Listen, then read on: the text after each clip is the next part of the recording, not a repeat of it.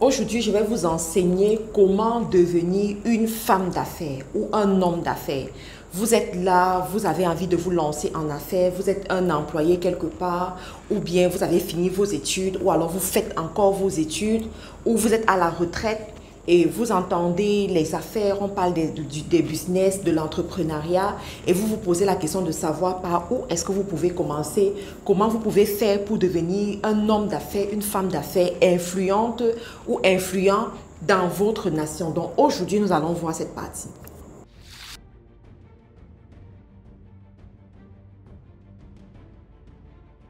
Bonjour les amis, je suis Marthe Karine, je suis chef d'entreprise et aujourd'hui mon but c'est de te montrer par où est-ce que tu peux commencer pour te lancer en affaires et réussir en affaires. La première des choses que j'aimerais t'apprendre, c'est que tu dois prendre la décision de chercher l'argent. C'est très important. Il y a beaucoup qui se lancent en affaires mais ne veulent pas chercher l'argent. Il y a beaucoup qui se lancent en affaires mais n'ont pas soif d'avoir de l'argent. On doit être clair dessus, d'accord? Quand tu vas en affaires, c'est pour chercher l'argent, c'est pas pour faire la charité. On ne devient pas riche avec une association.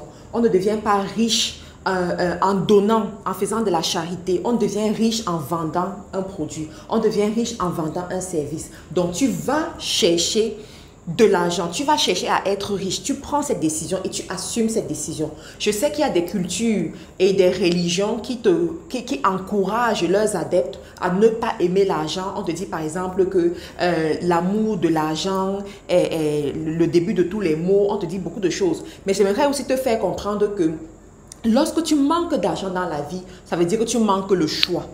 Tu habites où tu es parce que tu peux t'offrir ce logement. Tu t'assois sur le fauteuil que tu peux t'asseoir parce que tu peux t'offrir cela. D'accord? Donc, quand tu manques d'argent, ça veut dire que tu manques de choix. Alors, il te faut chercher l'argent. Il te faut avoir envie d'avoir plus d'argent. La deuxième des choses, c'est quoi? C'est que tu dois apprendre à chercher l'argent. Tu dois avoir la connaissance. Cette connaissance, tu peux l'avoir à plusieurs niveaux. Ça peut être par une formation, ça peut être par les coachs, il y en a de plus en plus là dehors. Ça peut être par des vidéos YouTube, ça peut être par des livres, ça peut être par des séminaires, des conférences. Ça peut être juste en suivant une personne qui t'inspire et la voir évoluer, ça te permet de prendre des bonnes décisions et de grandir. Tu sais, les Américains disent « You don't know what you don't know ». Ça veut dire que tu ne connais pas ce que tu ne connais pas. Et quand tu ne connais pas, tu dois chercher la connaissance. Quand tu ne connais pas, tu dois aller chercher ce que tu ne connais pas. Parce que il faut savoir que tes désirs se limitent au niveau de ton degré de connaissance. Je prends un exemple. Tant que tu n'auras jamais vu un jet privé, tu ne vas jamais désirer avoir un jet privé. Tant que tu ne sais pas qu'un jet privé existe, tu ne vas jamais désirer avoir un jet privé. Je suis sûre que pendant que je suis même en train de parler, il y en a parmi vous, vous vous rendez compte que c'est vrai ce qu'elle dit. Je n'ai jamais imaginé avoir un jet privé. Vous voyez? Parce que votre niveau de connaissance n'est pas encore allé à ce niveau. Mais il y a certaines personnes qui ont été éduquées sur la nécessité d'avoir un jet privé, l'importance d'avoir un jet privé pour résoudre leurs problèmes, qui te disent que dans 5 ans, ils auront un jet privé et qu'il pleuve, vente, neige, dans 5 ans, ils auront le jet privé. Donc, tant que tu ne connais pas certaines choses, tu ne les auras pas. Il y a certaines personnes parmi vous, quand on leur parle de millions, ils trouvent que c'est exagéré, ils trouvent que c'est prétentieux, ils trouvent que c'est mauvais. Tout simplement parce qu'eux-mêmes, ils n'ont jamais été éduqués à cette dimension et ils trouvent que, pourquoi parler de millions? Donc, tu dois chercher la connaissance pour désirer certaines choses, pour aller à un certain niveau. D'accord? John Maxwell dit également « Are you teachable ?» Parce qu'il y a une catégorie de personnes qui ne sont pas enseignables. Quand bien même il y aura la connaissance devant eux, ils ne seront pas enseignables. Ils ne sauront pas profiter de cette connaissance-là parce qu'ils sont réfractaires à toute connaissance. Ce sont ces personnes-là qui ne supportent pas que plus petits que eux viennent leur enseigner des choses. Ce sont ces personnes qui ne supportent pas que leurs employés, par exemple, leur enseignent des choses. Ce sont ces personnes qui pensent qu'ils ont le monopole de la connaissance. Mais personne n'a le monopole de la connaissance. Plus petit que toi peut t'enseigner des choses et tu dois écouter pour pouvoir évoluer. D'accord? Troisième des choses, pour pouvoir réussir, pour pouvoir te lancer en affaires et réussir, tu dois vendre quelque chose. Vendre quelque chose. Alors, ici, je vais m'arrêter pour vous expliquer. Il y a certaines personnes que j'ai vues, surtout les retraités, vouloir se lancer en affaires, mais en commençant par la production. Erreur monumentale. Erreur monumentale. Je vais vous prendre des exemples pour que vous compreniez. Vous connaissez très bien le milliardaire Kadji Defoto, le paix à son âme. Si vous étudiez l'histoire de Kadji Defoto, vous allez vous rendre compte que Kadji Defoto a commencé par la vente, l'achat-vente. On vous parle par exemple des alimentations qu'il avait. Voilà, ce sont des grandes boutiques où il vendait les produits agroalimentaires. Donc, il achetait et il revendait. C'est au fur et à mesure qu'il a évolué, qu'il s'est lancé dans l'industrie, dans l'usine, dans la fabrication. Pourquoi? Parce que pour qu'un homme d'affaires, pour qu'une femme d'affaires réussisse, il faut qu'elle sache vendre. Si vous ne savez pas vendre, vous allez recruter d'autres personnes pour vendre pour vous. Mais il se trouve qu'à un certain niveau, vous ne comprenez pas comment ça se passe ces choses-là. Donc moi, je conseille toujours aux gens, quand tu veux te lancer en affaires, apprends d'abord à vendre quelque chose. Tant que tu ne connais pas vendre, tu n'iras pas si loin que ça. Tant que tu ne connais pas vendre, tu vas dépenser inutilement. Tant que tu ne connais pas vendre, il y a des niveaux en affaires que tu ne vas jamais atteindre. Donc pour pouvoir vendre, tu dois savoir acheter la marchandise. C'est très important cette étape-là. Tu dois savoir acheter la marchandise quelque part et revendre sur le marché. Cette opération va te permettre de savoir chercher la marchandise, le produit qui passe sur le marché. Parce que tous les produits ne passent pas sur le marché. Tous les produits n'ont pas cette rentabilité dans tous les territoires. Donc, tu vas d'abord apprendre à réfléchir à une certaine dimension pour déterminer quel est le produit qui peut passer sur mon marché. Est-ce que ce sont les fonds de teint? Est-ce que ce sont les vêtements? Est-ce que ce sont les cahiers? Est-ce que ce sont les sacs à main? Est-ce que ce sont les perruques? Est-ce que je ne sais pas quoi? Donc, tu dois réfléchir. Ensuite, tu dois chercher le fournisseur. Tu comprends? Très important. Vous savez, les grands hommes d'affaires ont le flair des bons fournisseurs.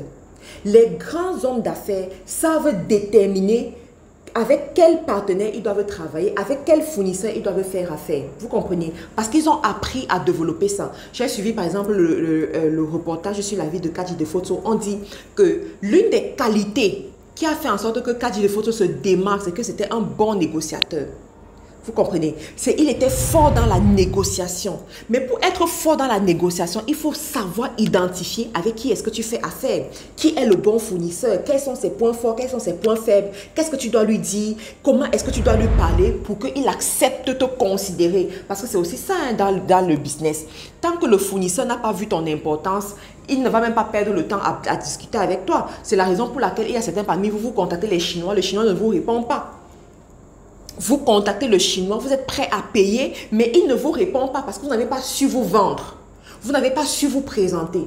Vous n'avez pas su attirer son attention. Vous voyez? Donc, vous devez apprendre cette dimension-là. Savoir déterminer le fournisseur, savoir trouver le bon fournisseur, savoir négocier avec lui, savoir amener les produits chez vous jusqu'à votre lieu de vente. Savoir choisir sur quel marché vous allez vendre les produits. Aujourd'hui, par exemple, vous savez, il y a des produits qui peuvent très bien passer sur le marché camerounais, qui ne passeront pas sur le marché sénégalais, par exemple. Il y a des produits qui passeront sur le marché français, mais qui ne passeront pas sur le marché anglais. D'accord? Donc, c'est à vous, vous devez étudier tout ça. Et c'est ça qui fait un homme d'affaires qui réussit sur une longue période. Donc, quand vous comprenez ça, vous allez donc aller sur le marché, comprendre le consommateur. Parce que le consommateur va également vous dicter certaines lois. Et vous allez suivre ces lois-là. C'est quand vous avez réussi sur toutes ces étapes que vous pouvez aller dans la production, la transformation au niveau de l'usine. Parce que quand vous allez dans l'usine, ce sont des gros investissements. Vous allez payer le matériel, voilà, vous allez recruter des gens. En fait, ce sont des investissements dont on voit la rentabilité après de longues années. Mais si vous ne savez pas vendre, c'est un problème. J'ai vu beaucoup de gens se lancer dans l'agro-industrie, par exemple, et après ne pas vendre. J'ai vu beaucoup de personnes acheter des hectares de terrain, se lancer dans l'agriculture, mais après la marchandise est là. La marchandise pourrie. Ils ne vendent pas. Pourquoi? Parce qu'ils ont entendu que l'agriculture rapporte beaucoup d'argent. Oui, mais ça rapporte quand tu sais vendre. Mais quand tu ne sais pas vendre, ta marchandise va pourrir dans ton champ. Tu vas apporter ça au marché, ça va pourrir. Tout simplement, tu seras obligé de jeter à la poubelle ou alors d'offrir aux gens. tout simplement. Donc, vous devez dompter ces capacités-là. Alors, quand vous passez au niveau de l'usine, il y a des choses que vous devez comprendre. À ce niveau, vous ne travaillez plus seul. Vous recrutez des personnes pour qu'elles viennent travailler avec vous. Et vous devez pouvoir mettre sur pied un circuit pour contrôler ces personnes-là. D'accord? L'autre chose que je vais vous apprendre pour devenir une femme d'affaires ou alors un homme d'affaires influent, c'est quoi? C'est les groupes de mastermind. Dis-moi avec qui tu marches, je te dirai qui tu es. Dis-moi avec qui tu t'associes, quel est leur chiffre d'affaires. Je te dirai avec exactitude quel est l'intervalle de chiffre d'affaires que tu ne vas jamais dépasser. Oui, parce que tes résultats en affaires dépendent de tes associations. Si tu t'associes avec les millionnaires, toi qui n'as jamais touché 1 million, ne t'inquiète pas. Dans les 6 mois qui arrivent, tu auras ton premier million. Si tu t'associes avec les milliardaires, ne t'inquiète pas. Dans les années qui suivent, tu auras ton premier milliard. Tes associations. Donc, quand tu sais que tu veux réussir en affaires, tu dois chercher des bonnes associations. Un autre conseil que je veux te donner, c'est quoi? C'est ta capacité à épargner. Tu dois savoir épargner. Ce n'est pas parce que tu commences à avoir un peu d'argent que tu vas commencer à changer ton fond de teint, t'acheter des grosses voitures, prendre ton billet d'avion en première classe. Non. Il faut savoir retarder ta gratification. Donne-toi un objectif, 5 ans, 10 ans, 15 ans, où tu travailles. Et le moment où tu vas jouer, voilà, tu vas t'amuser, tu auras assez pour t'amuser même sur 2 générations. D'accord? Et je vois que beaucoup de gens échouent à ce niveau-là. Les gens ne savent pas épargner. Commence à faire des tontines. Oui. Quel que soit le pays du monde dans lequel tu te trouves, commence à faire des tontines. Si tu n'as pas encore trouvé des personnes avec lesquelles tu peux faire les tontines, tu peux commencer par toi-même. Tu vois, tu crées un compte bancaire que tu bloques, tu mets un montant fixe d'argent que tu vas mettre dans le compte bancaire chaque mois. Moi, c'est ce que j'ai commencé. C'est comme ça que j'ai commencé en Angleterre. Je vais tout vous dire. J'avais ouvert un compte bancaire à l'époque où je mettais 200 livres chaque mois sans faute. Vous savez, quand je commençais avec cette stratégie, je ne pouvais, à l'époque, c'était difficile pour moi de mettre 200 livres de côté. C'était difficile, mais j'avais décidé de me challenger. J'avais décidé d'aller au-delà de mes capacités. Donc, j'ai mis ce montant et je me suis rendu compte que chaque mois, je travaillais. Chaque mois, je me battais pour vendre. Chaque mois, je me battais pour répondre à mes objectifs. Et au bout de 6 mois, 200 livres, c'était rien. Aujourd'hui, je fais plus que ça. D'accord? Aujourd'hui, je fais beaucoup plus. J'ai multiplié ce chiffre-là par plus de 10, plus de 15 même, des dépenses que je fais chaque mois que Dieu a créé. Vous comprenez? Et quand vous épargnez, ça doit être pour un but. Un homme d'affaires ou une femme d'affaires ne fait rien pour rien. Ah oui, il faut le savoir. Ça doit être pour un but. Donc, vous épargnez comme ça, peut-être parce que vous voulez acheter un terrain, acheter une maison, vous voulez créer une industrie quelque part, parce que vous avez déjà la main de ces choses-là.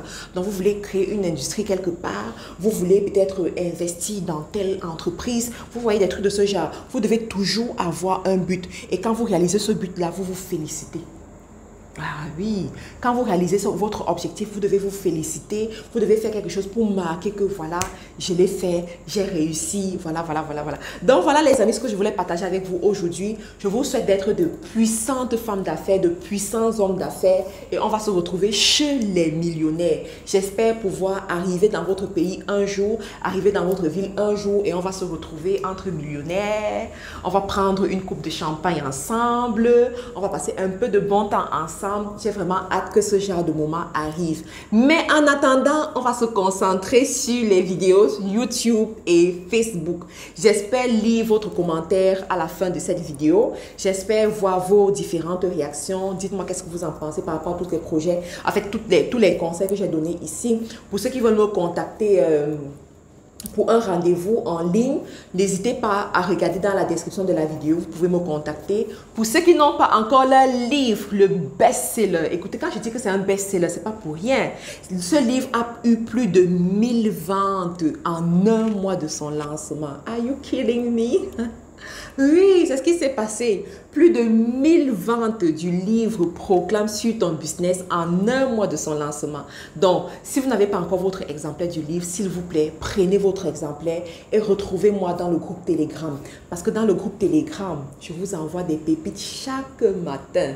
Ah oui, hein, je sais m'occuper de vous. Donc, chaque matin, je vous envoie des pépites. Donc, rentrez dans ce groupe. Il y a beaucoup de projets, beaucoup de choses que nous faisons dans ce groupe-là. Et j'aimerais pouvoir être proche de vous. Donc, merci encore et à une autre vidéo, les amis.